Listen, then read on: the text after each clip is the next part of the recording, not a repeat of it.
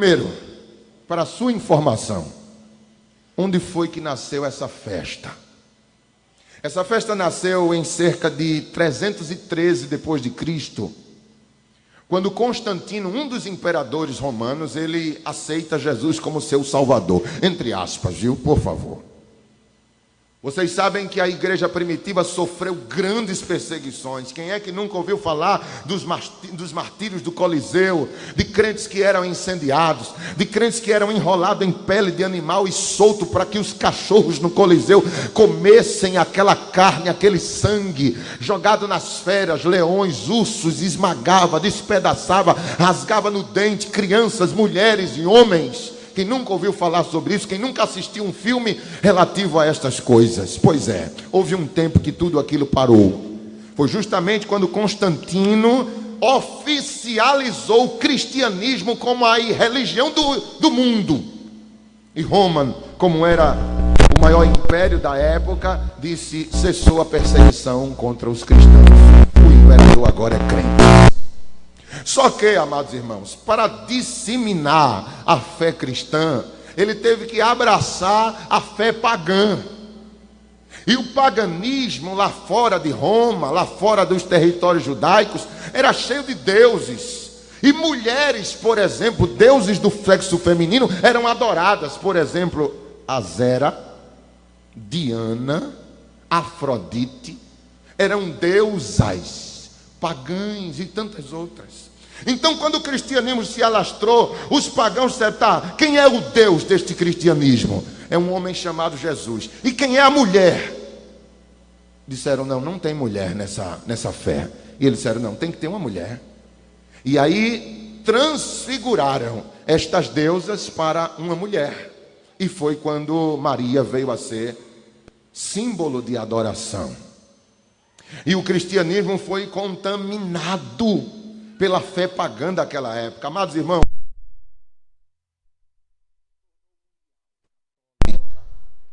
universal. E o que é que ela faz? Ela traz algumas determinações para os seus fiéis. E uma delas era a quaresma. O que era a quaresma? Era 40 dias de total consagração que antecedesse o dia da Páscoa.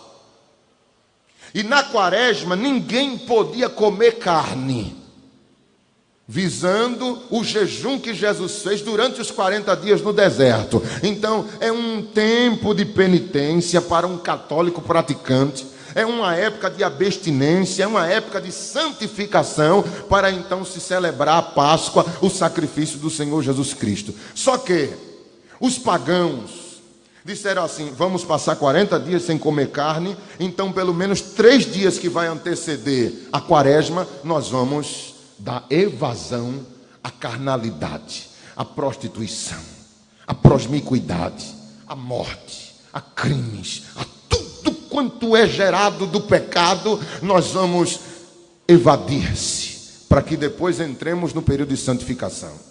E aí o imperador aceita isso. Durante 3 dias que antecedem a quaresma, eles então davam evasão à carne. Surge o nome Carnevale, que é justamente carne, vai embora, se afaste.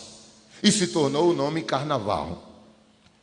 A Igreja Católica, percebendo que a humanidade entrava em 3 dias de plena profundeza de pecado, eles então inventam a quarta-feira de cinzas, que é o quê? É que todo o pecador voltasse à igreja e o sacerdote pegava, molhava o dedo, melava o dedo na cinza e fazia uma cruz na testa deles. Cinza na Bíblia é sinal de luto, de tristeza, ou seja, os pecadores agora estão arrependidos e vêm pedir a penitência da igreja. A igreja unge eles com cinza e então eles começam a quaresma. É justamente aí que surge a orgia do carnaval. Você pode ver que em todo ano o carnaval não tem uma data fixa, porque é baseado na Páscoa, é baseado na quaresma. São 3 dias antes de cinzas, são 3 dias antes da quaresma. É justamente anualmente que se marca a festa do carnaval. Meus amados irmãos, Eu fui buscar alguns relatos a respeito dessa festa. Quando o Brasil, eu quero falar a nível de Brasil apenas, e limitar-se a Pernambuco e a Olinda. Quando se diz na televisão que isso é uma festa cultural, não acredite nisso, porque não tem nada de cultura. Quando você vai buscar depoimentos de pessoas aderentes ao candomblé, eles dizem que carnaval é um candomblé a céus abertos. Se prepare para o que eu vou falar aqui para os irmãos. Eu vou evitar falar nomes, porque eu sei que está sendo transmitido. Mas quando, por exemplo, se entrega as chaves da cidade ao chamado Rei Momo, a gente pensa que é um gesto de cultura, aquele gordo pulando o carnaval, pega a chave da cidade e entrega a ele. Queridos, no Rio de Janeiro agora foi o maior problema, porque o prefeito do Rio de Janeiro, ele é protestante e não quis entregar a chave. A Globo, a televisão entrou contra ele, porque ele estava quebrando uma cultura de décadas. Mas o que é realmente entregar a chave ao Rei Momo, irmão? O Momo era um homem que, na época dos romanos, o imperador chamava do seu exército romano e escolhia um soldado para ser o Rei Momo. Detalhe, tinha que ser o homem mais bonito do exército, o que menos sofresse. Por quê? Porque coroavam ele como rei durante 3 dias. E durante o carnaval, o Momo, ele promovia as orgias para toda a população. Estava liberado. Tudo quanto era proibido, agora, nos 3 dias do seu reinado, do reinado de Momo, estava totalmente liberado. Só que detalhe, quando esses 3 dias acabavam, o Momo, ele era sacrificado a Saturno. Literalmente sacrificado. Era levado para ser morto no templo de Saturno, na época dos romanos. Transliterando para a cultura grega, o Momo era chamado na mitologia, irmãos, de Baco ou Dionísio. E é aí, irmãos, que surge a palavra bacanal, ou seja, orgias. Você vai encontrar essa palavra no bacanal de Herodes, ou seja, tudo quanto Herodes promoveu de promiscuidade era idolatrando o deus Baco. Baco para os romanos, bacanal ou bacana, também vem de Baco. Uma vez eu vi um crente chamando Deus de bacana, e ele não sabia que ele estava blasfemando.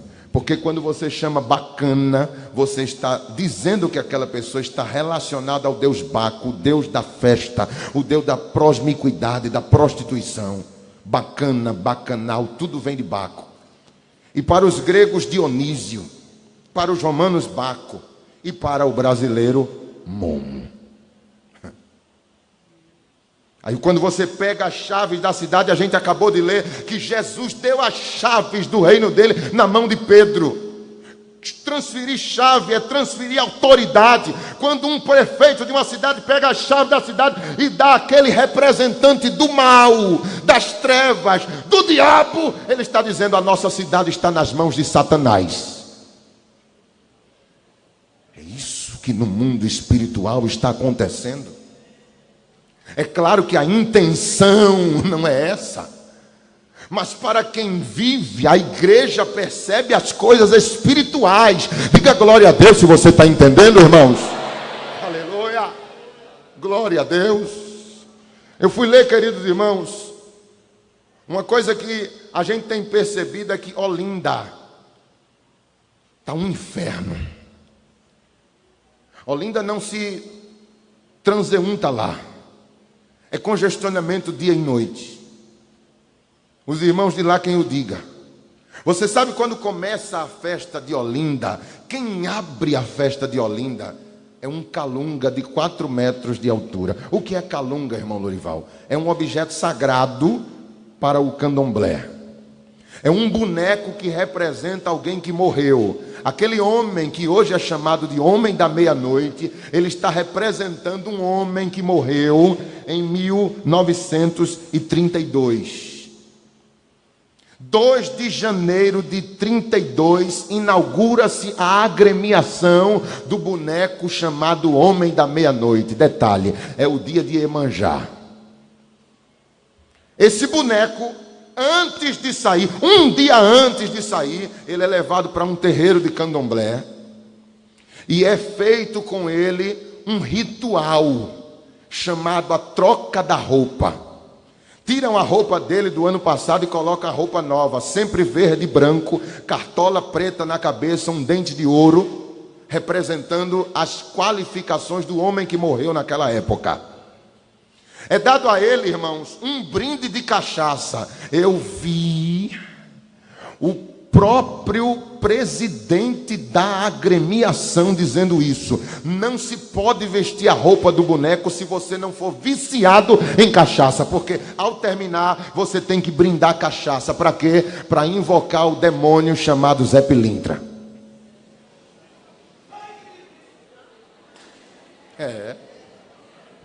Depois pegam uma criança para dar um banho de perfume no boneco, isso às 4 horas da tarde do dia anterior, para no outro dia ele sair abrindo nas ladeiras de Olinda o carnaval daquele ano. Todos os anos é feito isso. E eu não sabia que era assim.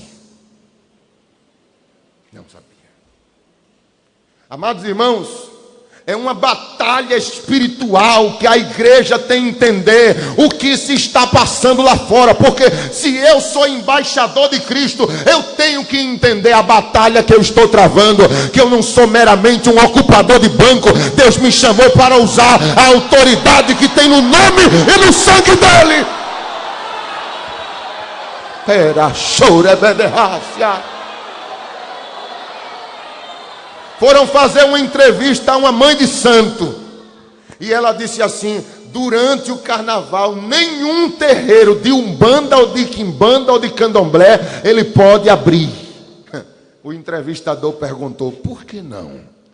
Ela disse: porque não existe nenhum espírito que desça durante a festa de carnaval num terreiro de candomblé. Não existe. Aí perguntaram: mas por quê? Ela disse: todos eles estão nas ruas, se alimentando do que as pessoas oferecem para eles. Era para você clamar o sangue de Jesus num negócio desse. Você já pensou, irmão, o que é que se faz num terreiro de candomblé? É morte de animal, de galinha preta, de bicho, de porco. Mas os demônios trocam todas essas oferendas pela prostituição, pelo crack, pela droga, pelo homossexualismo, pelo lesbianismo, por tudo que se faz lá fora. Porque para eles são coisas mais atrativas do que o que se pode oferecer num terreiro. Eu vi um blog, irmão, de um filho de santo, o nome dele está aqui. Ele diz assim: todos os Exus e Pombagiras estão espalhados e soltos neste período. Todos. Não desce nenhum no terreiro. Pode furar o bombo de bater que ele não desce. Porque ele está se alimentando dos prazeres da carne aí fora. Sangue de Jesus tem poder, irmãos. Aí você não entende, porque numa hora como essa, Deus toca no coração do pastor e diz: não quero ninguém por aí afora, eu quero todo mundo reunido na igreja, crescendo na graça, no conhecimento, lendo Bíblia, orando, buscando.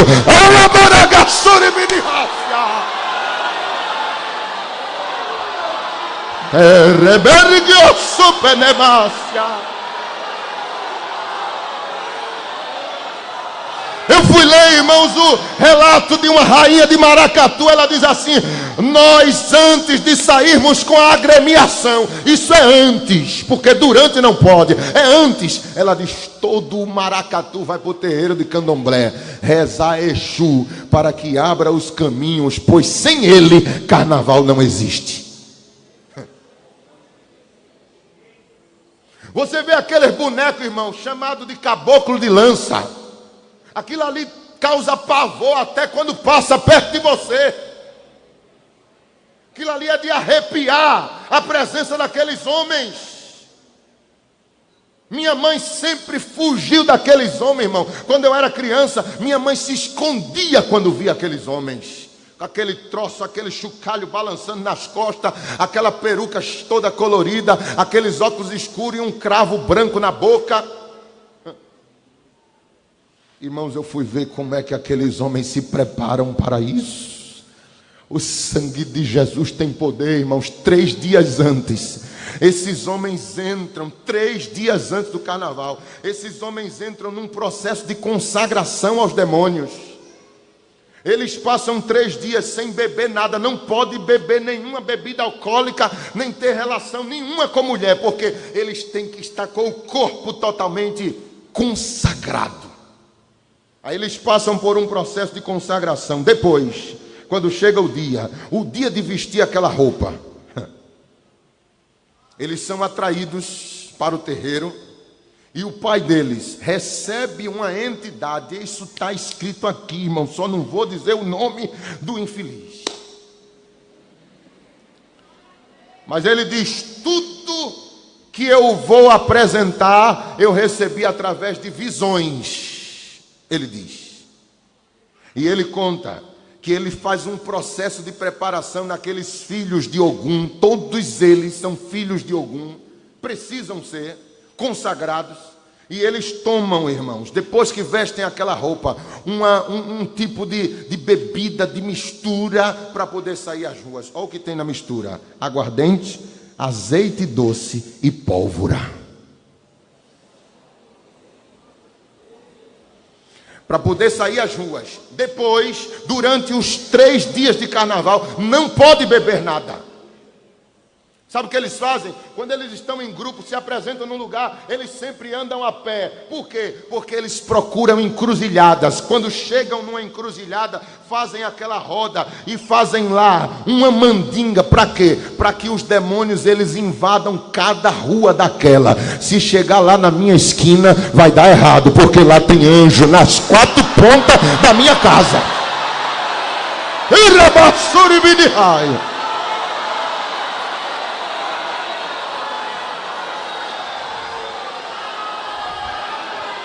Você está pensando que o diabo está brincando?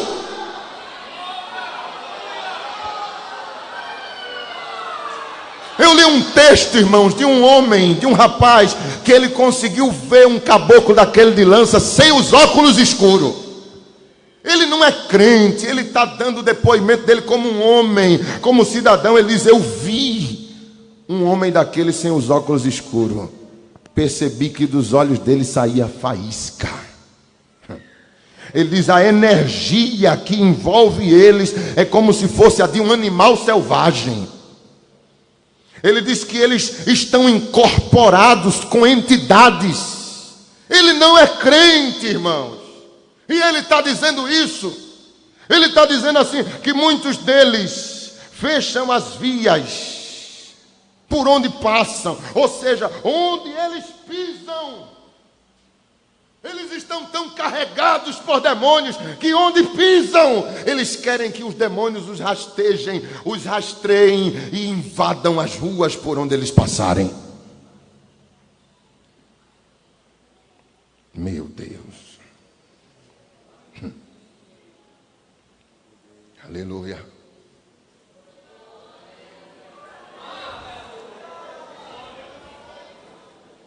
Eu sinto a presença de Deus aqui comigo, irmãos, para falar isso. Mas é preciso que nessa noite você se ligue com o céu, porque eu estou levando você a entrar numa área espiritual que, se houver brechas aí em você, eu não sei o que pode acontecer neste culto. Se ligue com o céu. Hoje eu estava assistindo a gravação de ontem. E quando a câmera passava assim, eu pude ver, meu Deus, quanto crente desapercebido. O pregador pregando aqui, eu não conheço aquele irmão, mas ele estava tão cheio do Espírito Santo. É claro, uma boa parte estava ligada, chorando, falando em língua. Mas eu olhava outros mesmo assim, olha. Parece que não está aqui, irmão. Desligado totalmente. do céu. Não dava uma glória para Jesus, nem abria a boca para bocejar de sono. Oh, dergue a sérgia.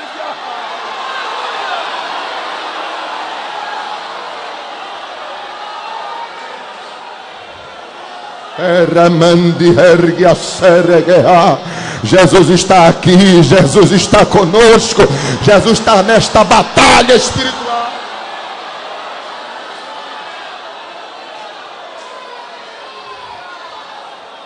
Eu vou ler para você aqui um samba enredo de uma escola de samba de 2017. Irmãos, oh amados irmãos, como eu fico, irmãos, sem entender quando tem crente que assiste aqueles desfiles, que fica lá esperando quem vai ser a campeã da Sapucaí desse ano. Meu filho, tenha misericórdia, Jesus, deste crente desapercebido. Meu Deus, em nome de Jesus, desperta!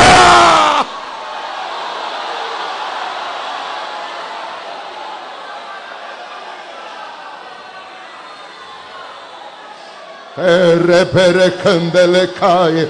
Remedema suribidi camadaha, rebedemantio sobelevácia, rebedecama. Jesus vai tomar esse ginásio aqui, irmão, com tanto do poder daqui a pouco.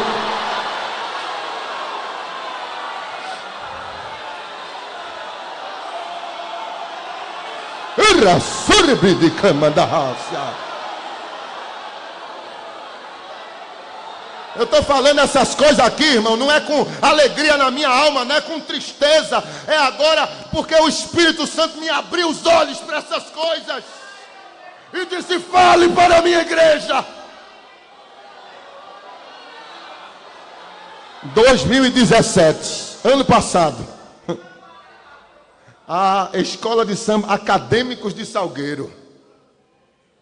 Olha o nome do título da música desta agremiação, irmãos: Alegria Infernal. Eu vou ler isso aqui, irmão, e pelo amor de Deus, clama o sangue de Jesus aí comigo. Olha só, começa assim dizendo: no balancê, a embarcação avança pelas águas assombradas, de onde avisto as loucas fantasias dos que se entregam sem temor às garras da folia. São milhares de vozes que ecoam pelos abismos mais profundos, entoando uma ladainha profana, hino de tantos carnavais, que diz: mas que calor, mas que calor, mas que calor. Ele diz assim: estou em pleno inferno, o sangue de Jesus te repreenda.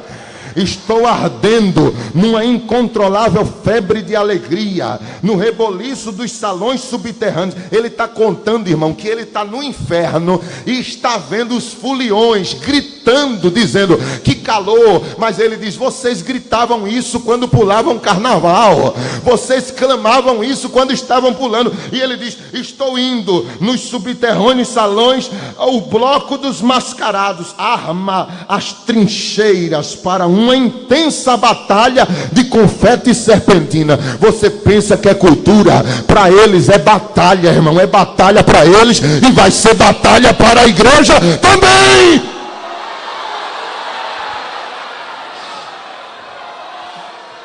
Numa intensa batalha, libertando as feras que se escondem dentro de cada um de nós não, de você, seu endemoniado. No decorrer do trajeto, vejo uma procissão pagã inundando a beleza, a Avenida das Labaredas. Veja só, Avenida das Labaredas, onde ressoam altos clarins pedindo a passagem dos tenentes do diabo. Eu vou dizer de novo, irmãos, os clarins tocando. Quando você vê aqueles homens tocando clarins, chamando o povo, é os clarins pedindo passagem para os tenentes do diabo. Veja só, irmão. numa triunfal aparição e carregando em glória o Senhor das profundezas. Quem é o Senhor das profundezas, irmãos? O dito cujo. Carregando em glória o Senhor das profundezas, que uma vez por ano segue a comandar o soberbo desfiles das grandes sociedades do além-túmulo. É Ele que comanda, irmão, aquelas agremiações, aquele desfile, e você lá assistindo a Globo numa hora como essa, mas o sangue de Jesus vai te libertar disso, filho, e tu vai abrir teus olhos e fechar tua casa para aquilo que está sendo colocado para dentro. Eu acho interessante, pastor, que quando marca uma vigília, aí não vem. Por quê? Porque eu vou trabalhar no outro dia, que eu trabalhei o dia todo. Mas para assistir escola de samba, tem gente que passa 2, 3, 4 da manhã. Não, eu quero ver essa. Não, eu quero ver essa. Eu quero ver essa agora. Em nome de Jesus, receba a libertação, porque você estava sendo enganado até hoje. Até hoje.